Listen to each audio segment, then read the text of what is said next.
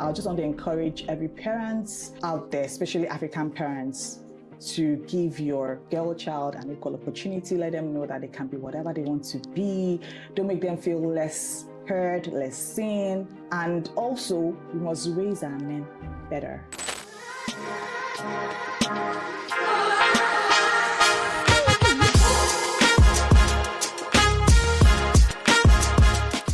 Hello viewers, and welcome to another exciting episode on Talk with Mo. This episode is to commemorate the International Women's Day. And we know that women are generally hardworking. I say generally because not all women are hardworking. And today, my guest puts a notch on hardworking. Without further ado, I'm going to allow her to introduce herself to us. Welcome to Talk with Mo. Thank you, my big sis. Welcome. So please introduce yourself to our audiences today. Okay, so Oluwaseun Adelekan. I'm a mom of 4, and what do? You do so much that you really can't even pick one thing. But I know that first off, apart from being a mom of 4, and we're going to get into this mom of 4 thing later on, you are a medical doctor. Yes, I am. But you're a practicing medical doctor. Mm-hmm. Now, why don't you tell us a bit about that? I know that you were a doctor back in Nigeria, but beyond that, you were quite phenomenal in Lagos State. You did quite a lot of work. So why don't you take us back into what you did in Lagos State, Nigeria, before you came to Canada? And then we can go into how you navigated the exams and all of that to start practicing in Canada. Okay, so I'm a specialist hematopathologist by training. So I did residency in Nigeria. I've actually been practicing as a medical doctor for, it's going to my 20th year this year. How old are you again? Are you 25? Did you go to school in 5 years? Because you look 20. Thank you. That's really kind of you. So I finished medical school 2005. So it's been 20 years since I've been practicing. And my practice over the years, I've spanned across general practice. I did a bit of public health and then pathology, specifically hematopathology, where I worked all my years in Nigeria. I worked with Lagos State government, where I was taking care of patients with HIV/AIDS, patients with sickle cell, and those that had a complex hematological diagnosis, such as leukemias and things like that, or clotting disorders. So it was anything blood. Mm-hmm. Was my forte, and I really enjoyed doing that. Wow. And so when did you migrate to Canada? So I moved to Canada 2020. It's going to be 5 years this year. Mm-hmm. And transitioning was a different ballgame altogether because I had to do exams, licensing exams that would put me at par. So the way it works in Canada is even if you're a specialist in some certain countries, mm-hmm. you're not fully recognized as a specialist. So you have to go back to your exams. So I did my exams, which was enough to say, okay, fine, you did medicine in Nigeria, mm-hmm. but now you're now recognized here in Canada as a doctor. So I have my LMCC, it's called LMCC, my license here in Canada. And after getting that, I just thought, okay, I just don't want to be a regular doctor. I want to do the specialty I did back home in Nigeria. So I want to be a specialist. And being a specialist means you have to go back into training. Train some more. So in Nigeria, it was a 5 to 6 year residency training program. Mm-hmm. And here is 5 years. Mm-hmm. And so initially I was like, okay, do I just do the family medicine or do I really go into specialty? Because I got interview for the 2 programs. Mm-hmm. And at that time, for my program, it was just 1 slot for the program I wanted to do. 1 slot? Yes, for international it's highly competitive. Yes, for international medical graduates, yes. It was just 1 slot because I wanted to stay in Ontario. And I said, okay, you know what? I'll try it. I was going to try more than once. Mm. If I get in, I'm supposed to be there. And you did. Yes, and God helped me. And you got it. Yes. I got in by the grace of God. So I'm in my 2nd year now. I'm almost done my 2nd year. I'm mm-hmm. doing the general pathology. It's now called diagnostic and clinical pathology. Wow. program at McMaster University. Now, the theme of this year's International Women's Day is Accelerate Action. Okay. And for many people coming from Nigeria to any country, whether it's Canada, whether it's the US, whether it's the UK, anywhere you're transitioning, how easy is it to accelerate action and take up the space that you occupied back home in Nigeria? Because what I hear you say is, yes, I was a specialist back home and I want to be a specialist here. I'm not just going to settle for that. What does accelerate action look like for a professional like you? So I'll start by saying that it all starts with the mind. Whatever you set your heart to do. So if you already feel like you can't do this already, you've automatically thrown yourself out of the game. So I think the first thing is having a good positive mindset. So I remember when I was going to come, I said, okay, you know what? I'll give it everything. And there were a lot of discouragements. People were like, oh, no, it's so difficult. So we know people that have tried and they didn't get into residency, such a waste of time. They had to go to some remote place, which those options are there. They had to go to some remote place before coming back to Ontario. Just try it. I'm sure, you're not going to get in, because that was a story of quite a number of people. So I see where they're coming from. So the first thing is to have a positive mindset. I made up my mind I was going to shut my ears to the noise, eyes on the prize, put my trust in God, and just give it my 100%. So, and also, you can go far. You can go to a certain extent with just doing things alone, but when you go with a community of people, and I want to say you can go farther. I want to say a big thank you to the Nigerian community of international medical graduates, because we have like a network. It's called Nigerian Doctors Pathway, where all of us that have the same vision goals, we are working towards different levels, because the exams are enormous. There are lots of exams along the way. So we're in a group, and as you're finishing one exam, you move to the other group with people that are going to write same exams as you. That community was a source of inspiration, support. We're always there encouraging each other, teaching each other, having tutoring sessions. So I would say having, that cohort of Nigerian community really helped.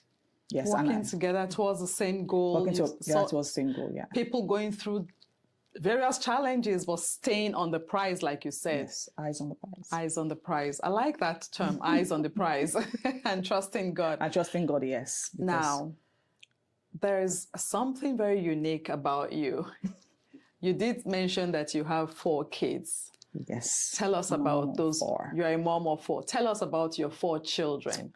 So I have 4 children, 2 sets of twins, and coincidentally, they happen to be born on the same day. So 6 years apart. So they were born exactly Same 6 day. years apart on the 6th of December, which is the 12th month of the year. Yeah. And it's so interesting because between the first set of twins, they were born 6 minutes apart. The first one was born 3:11 p.m. and the second, I had him 3:17. And the second set was, the first of the second set was born at 5:03 p.m. And his twin sister was born 9 minutes after, 5:12 p.m. So there's just something about 6:12. Wow, 6:12, multiples of 3s. And it wasn't planned. So I get that question people every hearing time. will say, oh yeah, it's possible she had a CS. So did you? No. Because No. I want them to hear that. No, I didn't have a CS. I get that question every time my kids are celebrating their birthdays, and people are like, were they actually born the same year? Oh, you're a doctor, I must have planned it. I didn't plan it. I didn't do caesarian section. I didn't do fertility treatment. So those 3 were out of the way. So it was just God. In fact, after my first set of, when I had my first set of children, my husband and I said, okay, we have 2 boys and We're done. We're done. I was like, this is what childbirth is. I'm not going anymore. And I guess by the time they were 5, we're like, Mom, all our friends, they have a baby sister, a baby brother. We also want a baby sister. And at that time, I was like, okay, let's give it a try. let me give it a try. Like, okay. But I never imagined I was going to have twins, No, let alone no. on the same day. Yes. because I remember I was away when I had them, and my husband called my mother-in-law that, oh, Seun just had, and my kids, it was their birthday, and he called my mother-in-law to say, oh, Mom, you know, Seun just had another set of twins. And she was like, please, like, you must be joking, like, you know, can you just get serious? And it was like, I'm serious. She actually, and you know, she was at an event and she just screamed and everybody was asking, oh, what's happening, blah, blah, blah, blah, blah. So it's, yeah. What a joy. What a joy. It still feels so like surreal. Yes. I can imagine. And now the first set of twins, they're actually headed, they've actually headed out to your college this year. Last year. September. September. Yes, so their first year. They'll almost be rounding up their first year. Yes, by God's What does that feel like, having to watch them grow and leave, because they are starting to leave gradually, right? Yeah, so they turned 18 last year, December, and it occurred to me, I was like, little Seun. A little Seun. So you actually have adults as kids. It's amazing watching them grow from the little boys that used to like follow me around. They always wanted to go where I wanted to go, to now being independent, having to stay in college, stay in school by themselves and make decisions. Yes, you know, themselves. Although, of course, they ask us as parents for advice every now and then, but now they're in the real world, you know, so it's a totally different feeling. But I have my younger kids at home. The sidekicks. So they'll soon leave. Yes, well, at least I have 6 years. 6 years. Now, being born on the same day, do they all exhibit the same traits? No. They're all different. They're all different. And that's the interesting thing about twins. You're in the womb under the same, I would say the same conditions in your mom's womb. You grew up under the same, you're nurtured the same way, but you turn out really different. So they have their different personalities, and they're very different. Well, they're fraternal twins anyway. So my first two, they're the same gender. They are two boys. Two boys, okay. But they're very different. So one is very outgoing. The other one is a homebody, just wants to chill. They're so different. They're very different. And the second set, different gender, a boy and a girl. Yes, a boy and a girl. So the boy came first and then the girl. And then there's this funny thing, they keep on asking me. So sometimes they're like, oh, Mom, who is older? And I'm Yoruba from Nigeria, the Yoruba tribe from Nigeria. And there's this belief that the Kende is older. Yeah, so the Kende is the second. So there's this belief that the second is the older, because they believe the second sends the first to go into the world. To go check it out. And then if the world is okay, then I'm going to come out. So anytime they ask me who's the first, I'm like, you know what? Medically speaking, biologically speaking, you know, the first one, you came out first, so you are the first.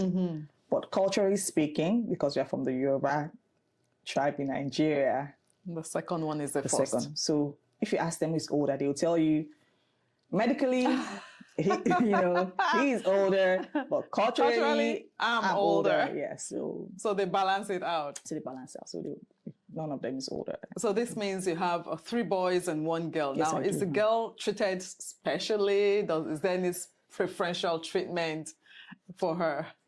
I try not to treat her differently. But sometimes, because she's a girl, some things just happen naturally. Like, because she's a girl, we play dress up together, which I don't get to do with the boys. With the boys, of course. Of course. So things like that would make her feel like, okay, I'm special. But they're all special in their own way. Yeah, absolutely. But there's some certain things we get to do together. Yes, like I have this picture where we did this facial spa thing, which of course my boys won't be interested in things like that. And then we do selfies a lot, a lot of those girly things. Yes, we get to do that a lot together. In my home, there's no girl rule, boy rule. We all do chores. Chores are chores, and chores have to be done. So my boys cook. Okay. They cook. Well, obviously, they might not be able to cook like those exotic. Yes, of course, but they cook. Yes, they can cook to survive, and so they cook, they clean, and they've been such a great support to me because they help me in the house, clean, laundry, dishes.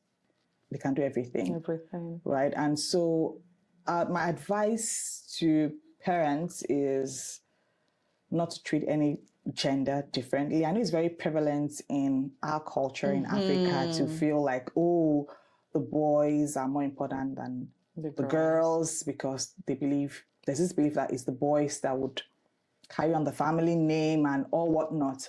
But thankfully, I'm also from a family of four girls and a boy. So we're 4 girls, and then my brother is the last. And my father, thankfully, always believed that girls, boys should be treated the same. They should be given equal opportunities in terms of education, in terms of exposure, because there are some cultures in Nigeria that feel like spending money on a girl is a waste of money because she's going to get married and, But my dad didn't believe a girl was less important than a boy, and that gave us a lot of confidence, my sisters and I, we had the belief that you can be anything you want to be, and you can do anything. There's nothing a man can do that. Yes, I have a sister. She did engineering. She's an electrical engineer today. My immediate younger sister, Tosin, because my dad believes, there's nothing a boy wants to do that you can't do, even if you're. So I just want to encourage every parent out there, especially African parents, to give your girl child an equal opportunity. Let them know that they can be whatever they want to be. Don't make them feel less heard, less seen. And also, we must raise our men better. Because there's so much focus on, you're good to go to your husband's house as a woman. You need to learn how to cook, to clean. And so a lot of... If that's all there is. All there is. And so some women end up with men that were not groomed. They don't know how to cook. They don't know how to help. They don't know how to clean. They don't know how to do anything. And so that becomes a burden on the wife, especially in this part of the world where having nannies is very expensive. Almost impossible. Not impossible, but very pricey. So, of course. So some women are burdened. They have to go to work, come back, and they do all the house chores because some mothers have failed to raise their boys the way they ought to. So we should do better. Tell us about your husband. Having 2 sets of twins, was this something he prepared for? If you guys were already saying, we're okay at the first set. Now, are there twins in his family? Are there twins in your family? Tell us about that. Because I'm married to an amazing man, Lekon. And yes, we said we were done after the first set because I also had this turbulent post-delivery episode. So I was like, you know what, we're done. But my husband loves children a lot. But that doesn't mean he was prepared or I was prepared with the news that we're having a second set of twins. I remember when I got the news in the hospital, I told the doctor, it was an ONG doctor somewhere in Nigeria, I said, you know what, maybe, I know you're a radiologist, so maybe you're not seeing properly. Can you just take me to the radiologist so he could do a second check? And then the radiologist said, you're going to have a second set of twins. And the first emotion, I was overwhelmed because I'm a very involved mom. And so there was just a lot of emotions going on then. I cried. You cried? Because I was like, it's a lot of time, energy, resources raising a set of twins. And they were just about 5 then. So it was a lot of emotions going on. So I called my husband from the hospital that day and I was like, I'm having a second set of twins. And I was like, Seun, can you just be serious? I'm in a meeting. I need to go off the phone. And I was like, I'm serious. I'm having a second set of twins. So I remember I cried in the hospital then. It was Weddington in Ikeja, GRA. And some women came to meet me because it was an antenatal clinic. And they were like, why are you crying? And are you okay? And so I told them. And then, one of them was like, I don't blame you for crying. No, Nigeria, the way Nigeria is, having to, Nigeria is so expensive, blah, blah, blah, blah, blah. And then one other woman, one of the ANC women, she was like, you better be thankful to God. People are spending millions looking for, and here you are crying that, you should just be thankful and all that. So, yes, I was happy, but I was also wow, because I was like, okay, I'm that sort of two lives God is entrusting me with. And so I have to just share my time with 4 children. With them, yes. Yeah. And then I thought about, okay, when I want to go out and how would it be and how many nannies I would need to have and all that. And then in terms of twinning in the family. In the background, yes. My paternal grandmother had twins. But then on my mom's side, maternal side, it was my maternal great-grandmother that had 2 sets of twins. 2 sets of twins? Yes, she did have 2 sets of twins. Great-grandmother? Yes, on my maternal side. But on my paternal side, my grandmother had a set of twins. So you had twins? Yes, but I never imagined I was going to have a set of twins. They always say they skip 1 or 2 generations. Yes, and I had 2 born on the same day. So to be born on the same day. So, on your husband's side, are there twins? Yes, they have twins, but not like directly. He has twin cousins and things like that. Yes, but I'm not sure. I don't think his grandmother. Actually, I know his maternal grandmother didn't have twins, and his maternal grandfather didn't have. So it's his maternal and paternal grandmothers didn't have twins. I said yes, grandfather. Yes, yeah. So it's been over 18 years since the first set of twins. Yes. And now they're growing. So as you look back, would you have had it any other way? No. We love my husband and I, we love our family, we love our kids. We love the fact that we don't even have to think about it, like their birthday, just one birthday. It's just one birthday. I remember when I was filling a form and the lady came to me and said, ma'am, I think you made a mistake. You wrote the same birthday for all 4 of your kids. I was like, no, it's not a mistake. They're all born the same day. So, I get that look, I get those comments. My kids are always like, oh, mommy, how come we're all born the same day? We wouldn't have had it any other way. We love. What's birthday like? Do they share? Are they upset that they have to share their special days with each other? What's birthday like for 4 kids? So when they were growing up, in Nigeria, each person, we would always put them in different classes. So each person can have to celebrate their birthdays with their friends and wanted them to be their own person. So we never had them in the same class at any point in time. Now, to round up, the theme again for this year is accelerate action. What does that mean for a professional like you? So for a professional like me, I'm a doctor. I would say, wherever you find yourself, don't settle for less. Shut out the noise. If you want to pursue a career, and whenever you wake up is your morning. Some people feel, oh man, well, I'm too old. I'm already this age. Whenever you wake up is your morning. So don't feel like there's anything that is too difficult. Yes, it might seem like it's difficult, but like I said, eyes on the prize. Nothing good comes easy. And just go for it. The journey of 1,000 miles begins with a step. So, and always surround yourself with people who share your kind of goals, your vision, and, try and stay away from naysayers. People who can support you as well. Yeah, so just always surround yourself with people who can support you and who will be like a community. Well, wonderful. Thank you. You are an amazing woman. You're a role model for many young girls, and we're so excited to have you on the show to inspire and motivate others. So thank you for doing your part in accelerating change and accelerating action. So wish you all the best and looking forward to celebrating you at that 5-year mark to becoming a specialist. By God's grace. We can't wait, by God's grace. Thank you so much. Do you have any parting words? Do you have any final words to anyone? Shout out to anyone? Yeah, shout out to my wonderful, wonderful husband, Adelekan. He's been such a great source of support for me in every way possible in terms of my career. He was like, I don't want a Panadol wife. I don't want my wife just be prescribing Panadol, apologies. But, he was like, he had always encouraged me to be the best I can. I shouldn't settle for less.